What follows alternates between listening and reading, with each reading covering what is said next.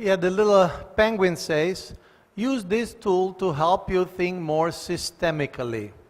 Again, whatever we see, whatever we do, activities, thoughts, are not born in isolation. They have a root, a genesis. And the fundamental genesis is the mental models. What values, assumptions, beliefs shape the system. So we'll take a very deep look at the concept of culture. So the title of today's lesson is Leaders as Cultural Engineers. Leaders as the primary force that shapes the culture in your temple, in your area, in your zone. Leaders as the primary force that shapes the behavior, shapes the beliefs, and the values. Basically, leaders as the primary force of shaping how people think, which is the root of all the action. Whatever you do and whatever you don't do create culture. We'll talk more about this. So these are different definitions of culture from the dictionary. One is the total inherited ideas, beliefs, values, and knowledge constituting the basis of social action. This is a sociological definition. You have certain people, and they have certain ideas, they think what they think it's important, what they know about the world, what they think they know about the world. So they act socially on that basis. That's their culture. In anthropology, culture is defined as the total range of activities and ideas of a group with shared traditions. So, you can see here immediately, subtle and gross. Subtle ideas and gross activities. So in other words, culture spans everything, the inner and the outer.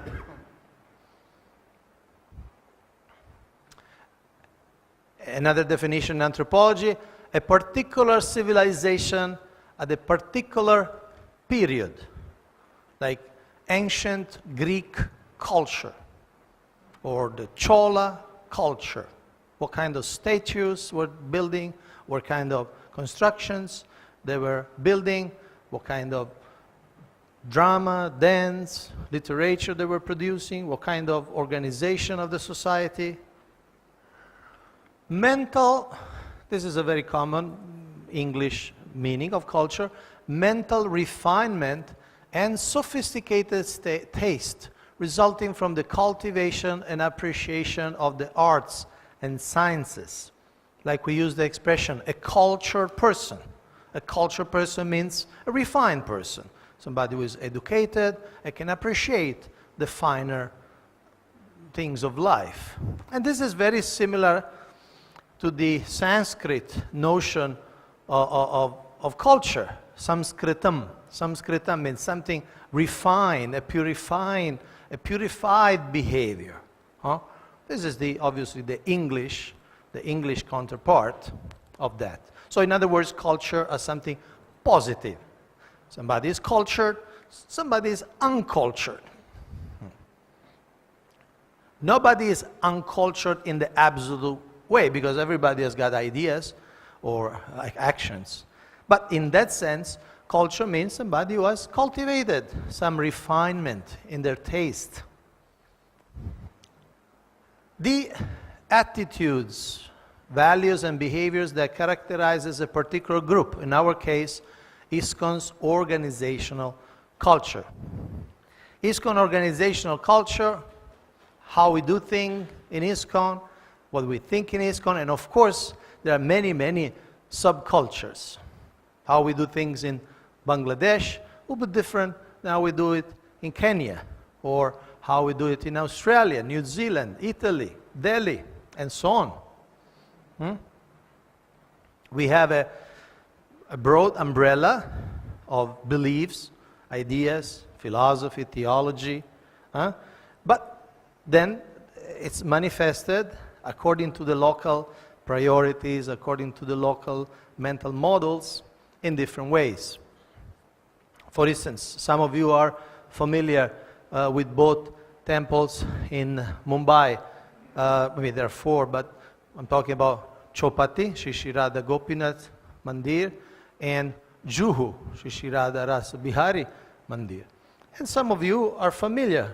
You've been to both. Some of you have been many times to both.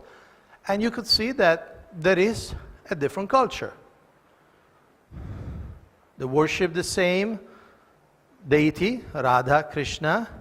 They subscribe to the same philosophy. It's the same movement, International Society for Krishna Consciousness, same founder Acharya.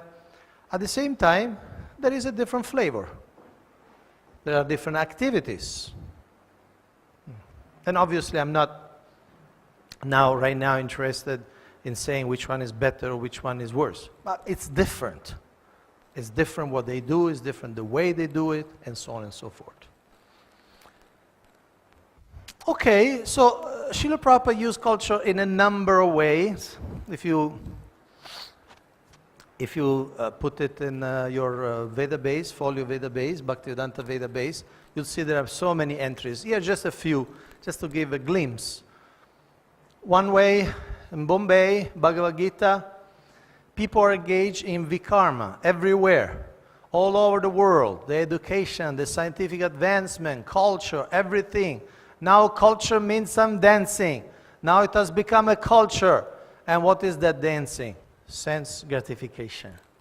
So here Srila Prabhupada is saying now culture, which is supposed to be again a refinement of the spirit, is becoming just entertainment. Just entertainment. Lecture again in Bombay. My request, especially to the Indians, that do not neglect your culture, the Vedic culture. Vedic culture means Krishna consciousness. There is no other different meaning of Vedic culture. Interesting statement. Very, very radical. Radical meaning going to the root. What's Vedic culture? Krishna consciousness, God consciousness. So to the Indians, do not neglect your culture. Do not neglect your tradition, your worldview, your standards. Srimad Bhattan class in Los Angeles. Vedic culture means everyone is given the chance to become first-class Brahmana. Another angle. So this liberality, the egalitarian nature in one sense of Vedic culture. We all start from different places, from different backgrounds, but everyone can be given the chance to become a first-class Brahmana. Srimad Bhagavatam class in London. Vedic culture is very old. It is not a concocted thing or a new pattern. It is eternal. Therefore, it is called Sanatana. Sanatana means eternal. It has no beginning, no end. And this is very important philosophically because culture is just not only a product of human interaction.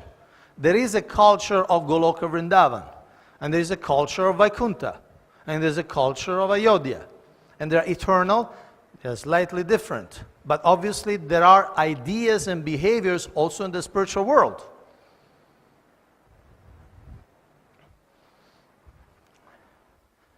There is a culture of Vrindavan, there is a culture of Mathura. Krishna has his own culture. The way he likes to dress, the way he likes to eat, the way he likes to interact with people, certain type of buildings he likes to live in. Srimad Bhagavatam lecture in Vrindavan. Okay. Bhakti means there is activity. Anukulena. Favorably. Krishna Anushilanam. To satisfy Krishna. Anushilanam means culture. The culture means there is activity. So this is a bit technical, but again, how it's interesting how this Anushilanam, Srila Prabhupada, defines it as culture. And it's interesting because Anushilanam bit means both internal and external cultivation. It's not just the activities of the senses, are also the activities of the mind. So the refinement of the soul in becoming again a devotee of Krishna, that's Krishna Anushilanam, the culture of becoming Krishna conscious. So, Bombay, December 75.